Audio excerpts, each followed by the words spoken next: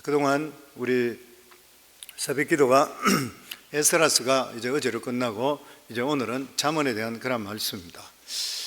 저희 교회에서는 가정 예배를 굉장히 강조합니다. 우리 성도님께 우리가 광고 나올 때도 계속 한 달에 한 번 정도는 계속적으로 가정 예배가 나오는데 우리가 개인적인 신앙의 진보는 큐티를 이루네. 그리고 가정이 믿음 안에 들어오기 위해서는 가정 예배, 이 자녀들을 믿음 안에 키우기 위해서는 가정 예배, 그리고 이 가정 예배를 하는데 가장 쉽게 할 수 있는 것 한 성경 말씀이 잠언이라고 그랬습니다. 그래서 우리 성도님께 잠언을 계속적으로 그 날짜에 맞추어서 전체 가족들이 함께 읽도록 하고, 그리고 또한 읽고 난 뒤에 가족들끼리 서로 자기가 그날 있던 그 날짜, 그러니까 잠언이 31장까지 있으니까 만약에 오늘이 23일이다 그러면은 23일 날 잠언을 읽고, 그리고 거기에 나와 있는 말들 중에서 자기가 느꼈던 것, 그것들을 서로 간에 이야기하도록 하는 거예요. 아주 간단한 이야기죠.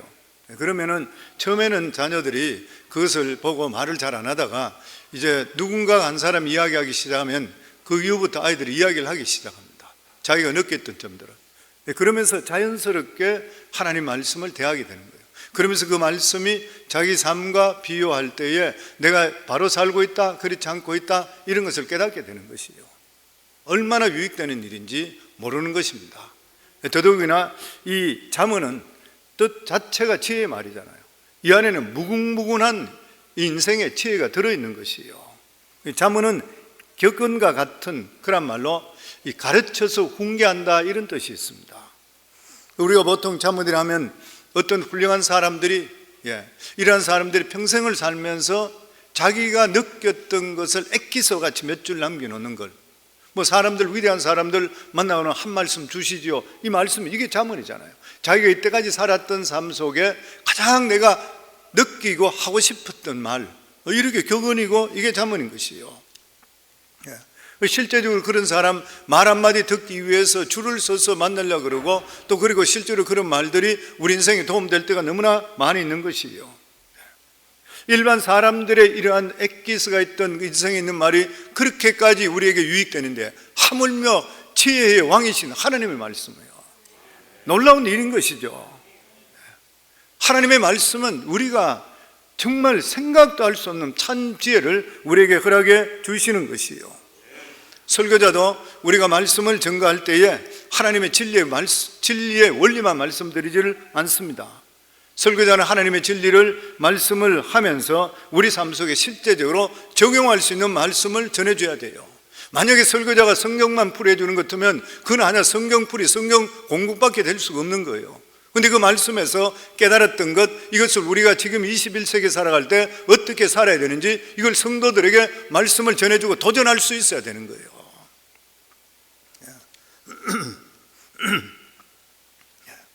그리고 이렇게 적용할 수 있는 그러한 이러한 책이 성경에 뭐냐면 솔로몬의 잠언입니다. 결국 잠언이라는 것은 하나님의 진리를 나무라고 한다면은 열매 맺은 것을 모아놓는 것이라 할 수 있는 것이에요. 우리가 잘 알고 있듯이 잠언이라 하면은 솔로몬이 지은 것이라 이렇게 되어 있습니다. 실제로 열왕기서에 보면은 솔로몬이 3,000개의 잠언을 만들었다 했습니다. 그러나 이것은 솔로몬이 다 만들었다기보다는 다윗 때부터 하나님의 말씀의 부흥이 이스라엘에 임했었잖아요.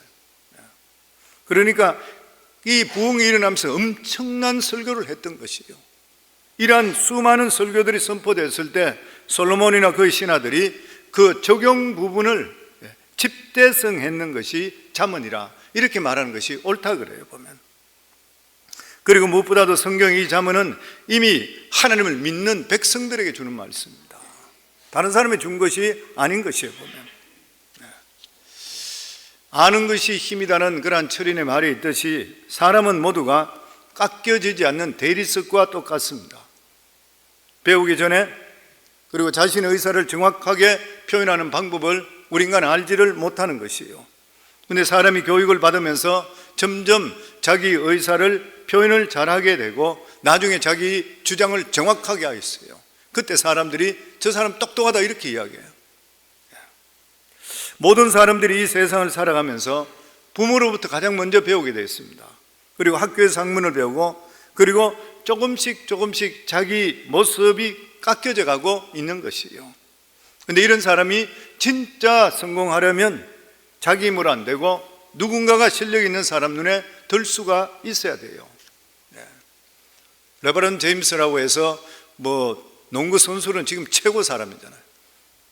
그 사람에 대한 뉴스가 얼마 전에 나왔는데 보니까 그렇더라. 자기가 4학년 때 코치한 사람 바로 만남을 통해 그 가난하고 지질이 진짜 가난했던 사람이에요.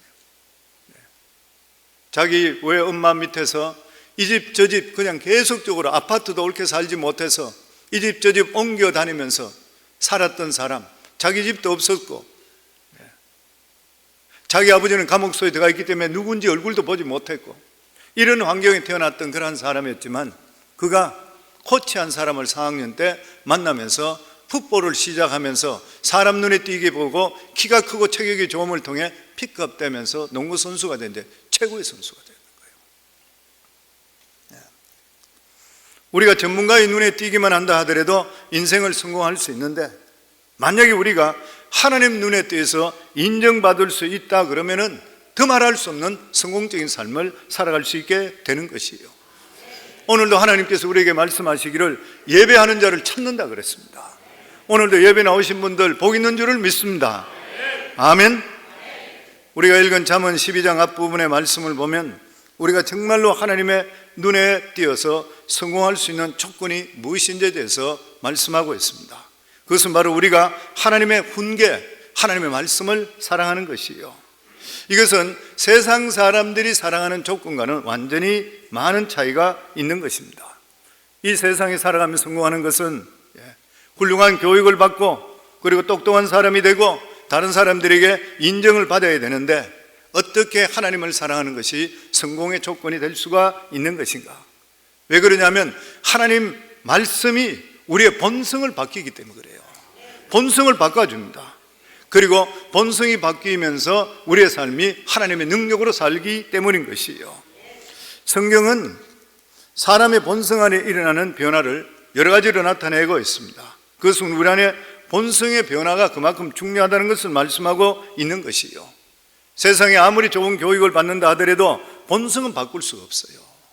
본성은 못 바꾸는 것입니다.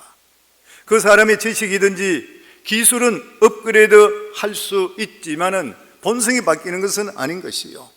그러나 하나님의 교육은 사람의 본성 자체를 바꿔서 완전히 다른 본성으로 바꾸어 버립니다. 이게 누가 하는 것이요? 성령께서 하셔요. 왜냐하면 예배당에 오실 때 우리가 예수 믿는 게 성령 받아야 된다 하는 이유가 뭐냐면 성령 받지 않고는 본성이 안 바뀌기 때문에 그래요. 예수님께 제자들에게 말씀하시기를 마태복음 7장 18절에 보면 좋은 나무가 나쁜 열매를 맺을 수 없고 못된 나무가 아름다운 열매를 맺을 수 없느니라. 무슨 말? 절대 불변입니다. 사람은 바뀌지 않는다는 거예요. 그런데 예외가 있는 것이에요. 로마서 11장 17절에 보면 또한 가지가 얼마가 꺾이었는데 돌감람나무인 내가 그들 중에 젖붙임이 되어 참감람나무 뿌리에 진액을 함께 받은 자가 되었은즉 돌감람나무가 참감람나무가 젖붙이게 될 때에 참감나무 진액이 들어온다는 것이에요.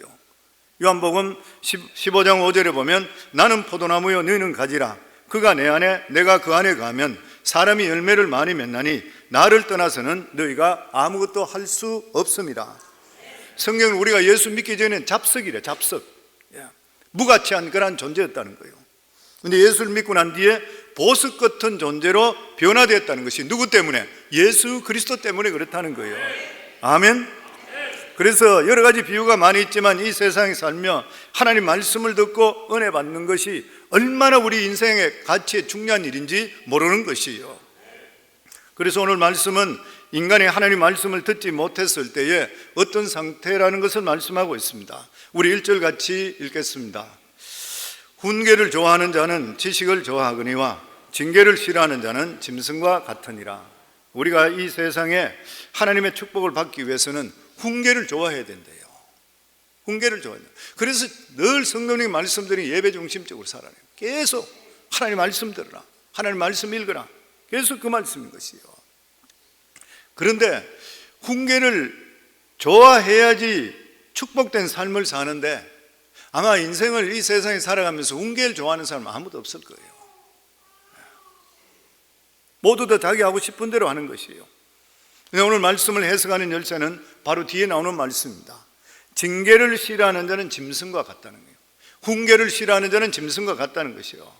아마 이 세상에 태어나서 전혀 교육을 받지 않은 사람은 예의도 모를 것이에요. 자기 멋대로 하는 것이에요. 짐승과 같은 그런 상태라는 것이에요. 이런 사람은 여러 가지 직장생활, 가정생활도 옳게 할 수가 없는 일인 것이죠.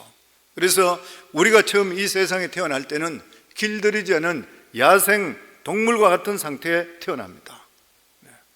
그런데 이 세상에 하는 모든 교육은 아무리 뛰어난 교육을 하더라도 야생 동물 본성을 전체를 바꾸지 못하는 거예요. 그런데 하나님께서는 이런 야생 동물과 같은 우리에게 DNA를 바꾸셔 하나님 아들 만들어 주셨습니다. 그렇게 되려면 우리 안에 새로운 인자가 들어와야 되는 것이요. 그것이 뭐냐면 하나님의 말씀입니다. 아멘. 저는 예수를 늦게 믿었잖아요. 20대 후반에 저희 아내 따라서 교회 다녔고, 그리고 제가 37살에 하나님의 살아계신 실체를 만났잖아요. 그런데 저는 항상 신앙생활 하면서 느끼는 게 뭐냐면, 어릴 때부터 예수 믿는 게 진짜 복되다. 어릴 때부터 하나님께 나와서 귀한 말씀들을 자기가 받아들이든 그들 100% 안 받아들이다도 계속 듣게 될 때에 세상 지식과는 비교할 수 없는 거잖아요. 놀라운 일이죠. 그래서 제가 성도님께 누누이 계속 할 말씀 드린 것이, 아이들이 뉴스가 위출입 간다든지 이럴 때는 결사적으로 아들 보내야 돼요. 성령 받아야 되잖아요. 인생이 바뀌어야 되잖아요. 그리고 집에서도 피곤하고 힘들다 하더라도 매일 드리면 최선이지만 그렇지 않다 하더라도 일주일에 몇 번이라도 날짜를 정해서 자녀들과 함께 가정예배 함께 드리면 하나님 말씀을 자꾸만 읽고 듣게 하고 나누게 하는 것이에요. 이게 나중에 인생을 완전히 바꿔 놓습니다. 왜냐하면 하나님 말씀은 능력이 있기 때문인 것이에요. 아멘. 그래서 사도 바울은 로마 11장에 아까 말씀드린 대로 우리는 옛날에 돌 감람나무에 있는데 이스라엘의 참 감람나무의 접붙임을 받음을 통해 참 감람나무가 되었다는 것이에요. 그렇기 때문에 우리로 하여금 새 감람나무가 되어가는 것은 우리 안에 흐르는 진액인 것입니다. 새로운 진액, 우리에게 새로운 진액, 바로 하나님의 말씀이 우리 속에 들어오게 될 때 하나님의 축복의 자녀가 되는 것이에요. 그러나 본성이 변하지 않는 사람은 언젠가는 짐승과 같은 그런 행동을 하게 되어 있는 것입니다. 그렇다면 하나님 말씀만 들으면 세상적인 교육은 전혀 필요 없는 것인가요? 전혀 그렇지 않는 것이죠. 하나님 말씀으로 우리 본성이 바뀐과 동시에 세상 교육을 받음을 통해 자신을 세련되게 만들어야 됩니다. 그러면 금상첨화잖아요. 하나님 말씀도 알고 본성도 바뀌고 세상 지식을 통해 충만한 사람, 이런 사람이 세상을 이끌어갈 수 있어야 되는 것입니다. 그리고 하나님 말씀으로 본성이 바뀐 이런 사람은 말씀을 다 사모하게 돼 있어요. 2절 말씀입니다. 우리 같이 읽겠습니다. 선인은 여호와께 은총을 받으려니와 악을 꾀하는 자는 정죄함을 받으리라. 여기서 선인이라는 것은 하나님 말씀을 통해 본성이 변화된 사람을 이야기하고 있습니다. 우리가 하나님 말씀을 받아들일 때 우리 안에는 한 번 큰 충격이 일어나는 것이에요. 뭐냐면 자기 존재가 누구라는 걸 깨닫게 되잖아요. 내가 누구라는 것을 알게 돼요. 하나님을 만나게 되는 그 순간에, 말씀이 자기 속에 부딪히는 순간에 내가 지금까지 살아가면서 얼마나 오만하고 교만했는 것 깨닫게 되는 것이에요. 그리고 자기 자신이 하나님 앞에서 얼마나 용납받을 수 없는 죄인이라는 것을 깨닫게 되고, 그리고 나타나는 것이 무엇이요? 회개가 나타납니다. 통에 잡아가는 것이요. 우리가 이렇게 통에 잡아갈 때 하나님이 주시는 축복이 있습니다. 그게 뭐냐면 믿음입니다. 우리가 믿음을 주시는 것이죠. 하나님께서 이 세상에 가장 귀하게 생각하는 사람은 그 안에 하나님을 향한 믿음이 있는 사람이에요. 왜 그런 것이요? 믿음이 있어야 하나님의 영광 나타낼 수 있는 그릇이 될 수 있기 때문인 것이요. 하나님은 기적을 얼마든지 베풀 수 있지만 누구를 통해 베푸냐? 믿음 있는 사람을 통해 베푸는 거예요. 성경에 보면 우리가 잘 알고 있는 사사기의 기도는 아주 평범한 사람이었습니다. 므낫세 지파의 아주 약한 그런 집안이었던 것이요. 그 자신도 형제 중에서 제일 작은 자라 그랬습니다. 근데 어느 날 믿음의 연단을 받고 나서 그 후에 위대한 믿음의 사람이 돼서 7년 동안 미디안 압제에 있던 이스라엘을 해방시켰던 사람이 됐습니다. 별 볼 일 없는 사람이 하나님 믿음의 역사가 임하면서, 그래서 믿음의 사람들은 우리 상태가 눈으로 볼 때는 절망이라 하더라도 할 수 있거든요. 무슨 말이냐? 믿는 자에게 능치 못함이 없느니라를 믿으셔야 돼요. 그러면 하나님 믿음의 역사가 임할 줄을 믿습니다. 예수님이 광야에서 5천 명을 먹이실 때도, 그들에게 먹을 것을 주라 했을 때도 빌립은 인간적인 계산법을 썼던 것이요, 이 사람을 먹이는데 먹일 장소도 없고 먹일 공장도 음식도 사올 수 없지만 만약 이 사람 조금씩 준다 하더라도 200데나리온이라는 돈이 필요합니다. 지금으로 이야기하면 2, 3만 불 돈은 여기서 있어야 됩니다 그랬던 거예요. 근데 안드레는 믿음으로 소년이 가지고 있던 그런 500려를 가지고 예수님께 드렸습니다. 이 안드레는 예수님의 계산법을 알고 있었던 것이요, 하나님께만 갖다 드리게 될 때는 하나님의 기적적인 역사는 임한다는 것이요, 결과적으로 5만 명을 먹이고도 12광주에 남는 역사가 임했다고 하는 것입니다. 기적을 부르는 사람이 되려고 하면은 하나님의 역사와 하나님의 계산법을 가질 수가 있어야 됩니다. 그럴 때 기적은 나타나게 되어 있는 것이요, 그래서 나는 할 수 없지만 하나님은 할 수 있다는 것을 믿으셔야 되는 것이요, 기드온도 역시 마찬가지로 하나님의 계산법을 가졌던 그러한 사람이잖아요. 기드온이 적군들이 수도 없이 몰려드니까 나팔을 부니까 3만 2천 명이 몰려들었습니다. 그래서 3만 2천 명이 몰려왔을 때 하나님께서 기드온에게 말씀하시기를, 너를 쫓는 백성이 너무 많으니까 누구든지 두려워 떠는 자들은 다 떠나게 해라 그랬던 거예요. 3만 2천 명 중에 너희들 떠나고 싶은 사람 다 떠나라. 2만 2천 명이 떠나버렸잖아요. 1만 명밖에 남지 않았던 거예요. 근데 하나님께서 또 많다 그랬어요. 그리고 개울가에 가서 물을 먹게 했죠. 개울가에 물을 먹을 때 300명만 조금씩 앉아서 개가 물을 핥듯이 핥았고 나머지 9,700명은 피곤하고 힘들고 가니까 그냥 주저앉아서 꿇어앉아서 그냥 물을 들이켰던 거예요. 그런데 하나님께서 쪼글시고 앉아서 그냥 물을 들이켰던 자들은 다 떠나보내라. 그리고 개와 같이 입을 핥은 그냥 손으로 떠서 입에 있던 이 300명만 두라 그랬던 거예요. 그 9,700명이 떠나버렸습니다. 그러고 나 300명밖에 남지 않았어요. 근데 300명은 어떻게 됐습니까? 하나님이 역사하실 때에 미디안 13만 5천 명을 물리치게 됐습니다. 이게 바로 하나님의 계산법인 것이요, 우리도 우리 자신들은 할 수 없지만 하나님께 하실 수 있다는 계산법을 가지게 될 때는 하나님의 역사가 우리 속에 임하게 되어 있는 것이요, 하나님의 서는 사람은 하나님의 기적을 믿고 준비하는 그러한 사람인 것입니다. 그 인간의 인생에 우리의 성공과 실패의 중요한 그 원인은 숫자에 있지 않고 믿음이 있다. 우리 믿는 사람은 믿음에 있는 것이요, 하나님께서 함께 하신다면 지금도 우리 삶 속에 기적은 일어나게 되어 있는 것이요. 기적을 믿으시는가요? 민수기 14장 11절에 보면 하나님의 기적을 믿지 않는 자는 하나님을 멸시하는 자라고 그랬어요. 멸시하는 자라. 내 상식과 내 생각밖에 할 수 없는 자, 그러면서 하나님 믿는다 그러면 하나님 멸시하는 자래요. 오늘도 하나님께서는 팔이 짧아 도와주지 못하는 것이 아니라 믿지 아니하고 하나님의 기적을 기대하지 않고 인간의 수단과 방법으로 살기 때문에 우리가 기적을 체험하지 못하는 것이에요. 우리가 예수 믿고 구원받은 게 기적이지 않습니까? 성도님 생각해 보세요. 그렇다면 하나님의 능력은 우리 속에 임할 줄을 믿습니다. 그리고 우리 4절 말씀 같이 읽겠습니다. 어진 여인은 그 지아비의 면류관이나 욕을 끼치는 여인은 그 지아비의 뼈가 서금 같게 하느니라. 하나님께서는 남자와 여자를 하나님의 형상으로 만드시고 서로 보완하면서 살아가도록 그렇게 만들어 주셨습니다. 그래서 이제는 둘이 아니라 하나라 그랬습니다. 그러니까 우리가 하나님을 믿게 되고 자기 자신이 누군지를 찾게 됐을 때에 나타나는 정성이 뭐냐면은 배필의 소중함을 깨닫게 됩니다. 배필의 소중함을 깨닫게 되는 것이에요. 자기 자신을 찾은 그런 사람은 배필을 찾을 때에 가장 소중한 생각으로 생각해요. 상대편이 얼마나 소중한 것을 알게 돼요. 그래서 우리가 예수 믿고 구원받은 그러한 가정, 특별히 그러한 남편들은 아내를 진짜 사랑해야 됩니다. 아내들도 마찬가지겠지만, 왜냐하면 나의 부족한 것이 상대편에 있다는 것을 믿어야 되는 거예요. 왜냐하면 아담의 부족한 것을 하와가 채워주기 때문에 그래요. 그러니까 이 부부간에 살아가며 소중함을 깨달아야 돼요. 그 예수 잘 믿는 사람, 어떤 잘 믿는 사람? 가정이 행복한 사람, 부부 사랑하는 사람입니다. 이걸 빼놓고 나서 아무리 자기가 성경을 잘잘 외우고 뭐 신앙생활 밤에 뭐 새벽 기도를 쌓고 아무리 한다 하더라도 이 가정적으로 잘못되는 사람은 이게 옳은 신앙이 절대 될 수가 없는 거예요.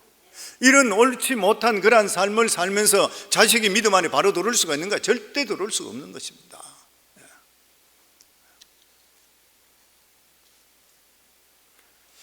되게 여성들은 약하고 수동적이죠, 보면. 그래서 남자들이 착각하고 있는 게 뭐냐면 여자를 마음대로 할 수 있다 이렇게 생각하는 거예요. 마음대로 할 수 있어요.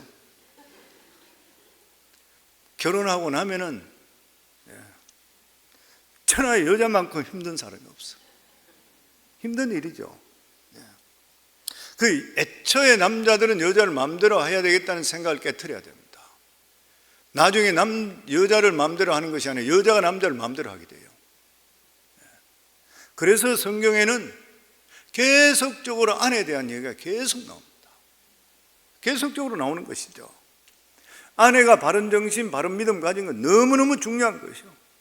그 성경을 계속적으로 읽어보시다 보면 잊을만 하면은 아내에 대한 이야기가 나와요. 남편들아 이런 이야기는 별로 안 나와요. 잠언 25장 24절에 보면 다투는 여인과 함께 큰 집에 사는 것보다 움막에서 혼자 사는 것이 나으니라. 사업본 사람은 이해가 될 거예요. 잠언 21장 19절에 보면 다투며 성년한 여인과 함께 사는 것보다 광야에서 사는 것이 나으니라. 그래서 여기에 오늘 성경 말씀 잠언 12장 4절에 있는 말씀대로 어진 여인은 그 지압 위에 면류관이나 욕을 끼치는 여인은 그 지압 위에 뼈가 서금 같게 하느니라. 어진 여인을 만난다는 것은 남자의 최대의 복인 것이고, 욕을 끼치는 여인을 만나는 남자는 평생을 살아가면서 뼈가 썩은 문드러지니까 얼마나 힘든 일이에요. 말할 수가 없는 것이죠. 그래서 그런 말이 있습니다. 지혜로운 아내를 만나는 것은 인생의 대풍작이요, 어리석은 아내를 만나는 악한 아내를 만나는 것은 인생의 최대 흉작이라. 그래서 가정예배 드리고 할 때 자녀들에게 끊임없이 이야기해야 됩니다. 믿음의 배우자가 얼마나 중요한지, 인성이 바로 된 자녀들이 얼마나 중요한지. 돈보다 실력보다 더 중요한 것이 뭐냐면 올바르게 곧바르게 자란 자녀, 그리고 믿음 안에 잘 자라고 부모님들을 통해서 양육되고 교육받은 자녀들, 믿음으로 양육되는 자녀들, 얼마나 중요하다는 것.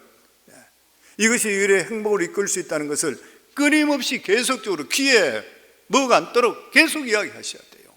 계속 이야기해야 됩니다. 그래서 저는 우리 성광교회 성도님 모두 다가 본인들도 신앙적으로도 성공하시고 자녀들 그 후손부터는 본인들이 받았던 그 복의 갑절을 계속적으로 받을 수 있는 가정을 이룰 수 있기를 주의 이름으로 축원합니다.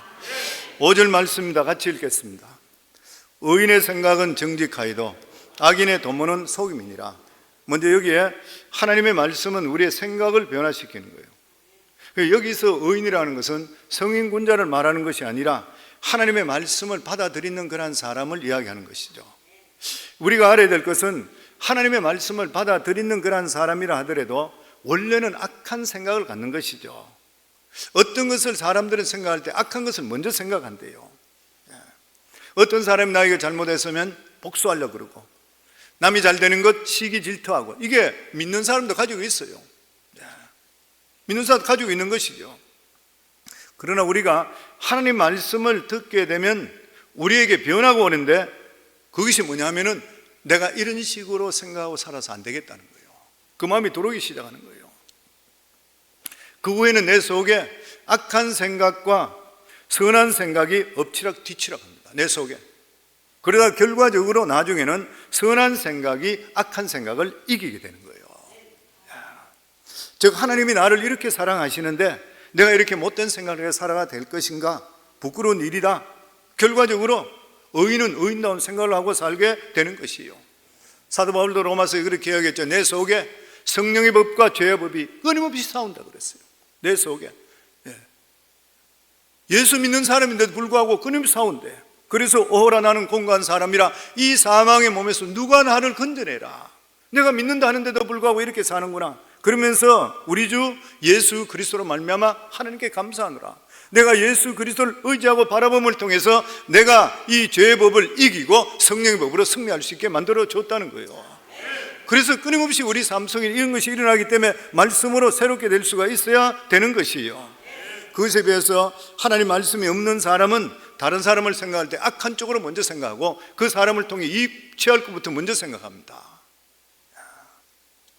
그래서 우리가 예수 믿고 믿음 안에 들었다 하는데도 불구하고 딴 사람을 통해서 이익 보겠다 생각하고 치등하겠다 생각하는 사람은 그 사람은 예수 실제로 믿는 사람 아니에요.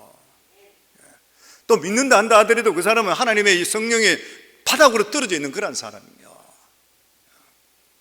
우리는 남들을 도와주고 살고 남들을 위해서 기대주고 살게 될 때 우리가 스펜드하는 머니든지 시간이든 이런 것들을 누가 갚아주냐? 하나님께서 줬더니 하나님 갚아주시게 돼 있어요. 우리 믿는 사람들은. 아멘. 그래서 우리는 끊임없이 다른 사람에게 도움이 될 수 있는 사람이 돼야 돼요. 도움이 될 수 있는 사람. 왜냐하면 내 아까운 시간, 내 물질 이런 것들을 하나님께서 기뻐하는 믿음의 삶을 살기 위해서 쓰게 될 때에 그것을 책임져 주시는 분은 하나님이시기 때문에 하나님이 돌려줄 때는 30배, 60배, 100배, 1000배, 만배씩 정말 생각할 수 없는 역사를 일으켜 주시기 때문인 것이에요. 우리 11절 말씀입니다. 시간적으로 너무 길기 때문에 우리 11절 말씀 건너뛰겠습니다. 같이 읽겠습니다. 자기의 토지를 경작하는 자는 먹을 것이 많거니와 방탕한 자를 따르는 자는 지혜가 없느니라. 사람은 농사를 지을 때 인생의 이치를 깨닫는다 그래요. 농사를 지으면서 사람들이 깨닫게 되는 것이 뭐냐면 식물은 절대로 거짓말하지 않는다. 농부들은 반드시 심는 대로 거둔다는 것을 알게 된다요. 여기 보면 자기 토지를 경작하는 자, 이 토지라는 것은 가능성을 이야기하는 것이죠. 우리 모두 다가 하나님을 통해서 가능성을 물려받았습니다. 생산적인 것을 심는 자는 생산적인 것을 거두게 되어 있어요. 못된 짓을 했는 사람은, 그런 못된 짓을 해서 돈 벌려고 했는 사람은 방탕한 것을 거두게 되어 있는 거예요. 한국 속담에 그런 말이 있죠. 콩 심은 데 콩 나고 팥 심은 데 팥 난다. 적게 심은 자는 적게 거두고 많이 심은 자는 많이 거둔다. 정신세계도 동일합니다. 사랑으로 심어놓으면 미움으로 절대 거두지 않습니다. 언젠가는 그 사랑을 다시 거두게 되어 있는 것이요. 미움으로 심어놓으면 미움으로 거두게 되어 있는 것이요. 우리는 최선을 다해서 좋은 씨앗을 심으려고 노력해야 되는 것이요. 믿음, 소망, 사랑, 의로움, 평강, 희락 이런 것들을 심어놓으면 언젠가는 우리 삶 속에 그것을 거두게 되어 있는 것이요. 이 만고불변의 진리인 것입니다. 연말을 맞이하면서 우리 자신들을 다시 한 번 더 돌아보며 내가 얼마나 믿음에 살고 얼마나 사랑으로 살고 얼마나 친절로 살아간지 돌아볼 수 있어야 되는 것입니다. 우리 생활 속에서 친절하고 그리고 사랑을 베푸는 그러한 삶 얼마나 노력했는 것인가. 조건 없는 친절과 사랑을 베풀어 놓을 때 당장은 거두지 못한다 하더라도 세월이 지나게 된다면 그 사랑을 반드시 거기에 대한 열매를 거두게 되는 것입니다. 마태복음 7장 12절에 보면 우리 같이 읽겠습니다. 그러므로 누구든지 남에게 대접을 받고자 하는 대로 너희도 남을 대접하라. 이것이 율법이요 선지자니라. 내가 먼저 대접해야 돼. 로마 12장 15절부터 저희들 같이 읽겠습니다. 절구하는 자와 함께 절구하고 우는 자와 함께 울라. 서로 마음을 같이하여 높은 데 마음을 두지 말고 도리어 낮은 데 처하며 스스로 죄 있는 채 하지 말라. 아무에게도 악을 악으로 갚지 말고 모든 사람 앞에서 선한 일을 도모하라. 함께 절구하고 함께 울어주고 도움을 베풀어 줄 때 반드시 돌아오게 됐다. 우주의 법칙이 그렇습니다. 아멘. 지금은 미국의 명문대학이 되는 남부에 있는 조지아에 있는 에모리 대학, 그게 16년 동안 총장을 했던 제임스 레이니 교수 이야기가 있습니다. 이분은 한국의 대사로까지 나갔던 그런 분입니다. 미국에는 보면은 목회자도 대사가 되고 뭐 그래 한 것 같아요 보면. 이분은 이 에모리 대학의 캔델러 신학대학 교수로 있을 때에 건강을 위해서 걸어서 학교에 출근하든지 아니면 바이크를 타고 출근을 했다고 합니다. 근데 공원 옆을 지나가는데 학교 쪽으로 가기 위해서 공원 옆에 지나가는데 공원 벤치에 보면 아침부터 노신사한 사람이 앉아서 턱을 개고 맥 빠지게 앉아있는 모습을 보는 것이에요. 그래서 그가 느낄 때에 외로운 사람이구나, 자식도 아마 없는가 봐. 그래서 자기가 출근길에 빵도 갖다 주고 과자도 갖다 주고 커피도 사올 때 2잔을 같이 사와서 같이 나눠 먹고 거기서 잠시 앉았다가 걸어갔다가 오고 그 이야기하다가 가고, 이것을 얼마 동안 했냐면 2년 동안이나 했습니다. 대화를 많이 나눴던 것이에요.